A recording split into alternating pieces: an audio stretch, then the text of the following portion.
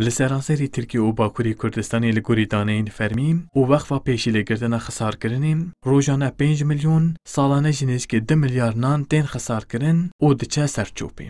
Ji ber vê çendê jî li Enqere paytexta Tirkiye di çarçoveya hefteya xurek û nan de ji bo ku balê bikişînin ser xisarkirina nan ji aliyê platforma Tov çalakiyeke ciyawaz hate sazkirin.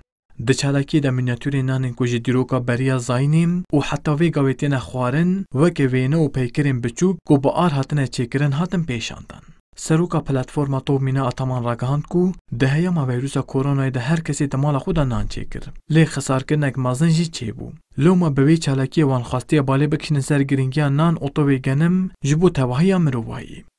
Etkinliğimizin amacı aslında şöyle. Armanca çalaki ama ewe em carek edin bizanin ku nan û genim ji bo mirovahiyê çiqas giring e û ev her du tiştên giring êdî zêde neyin îsraf kirin. Genim rastî ji zêra pêşerojê ye. Di heyama vîrusa koronayê de me carek edin zanî ku çandinî çiqas giring e û nan çiqa tişteke pêwîst e. Rojane li cîhanê 1 trilyon dolar ji ber îsrafanan diçe ser çopê. Ji ber vê çendê jî em dibêjin werin em nanê xwe û keda xwe biparêzin. Minyatûrên nêzîkî heftê cûrenanên ku ji aliyê şaristaniyên cuda cuda hatine çêkirin û xwarin yên di vê çalakiyê de hatin pêşandan hemû ji bi destê pastefroj Ayşe Kalelî ve hatine çêkirin. Kalelî jî dibêje ev bi bermayiyê nan, şêranî û pastayên çêdikim û bi vê yekê jî pêşiya xisarkirina nan digire. Buğdayın geçmişten bugüne olan değerini me giringiya genim ya dîrokî bi hunera minyatûrê raxist ber cavan. Me minyatûrên nanên kevnar yên ku beriya zayînê 10,000 salan heta roja îroyên hatine xwarin çêkirin.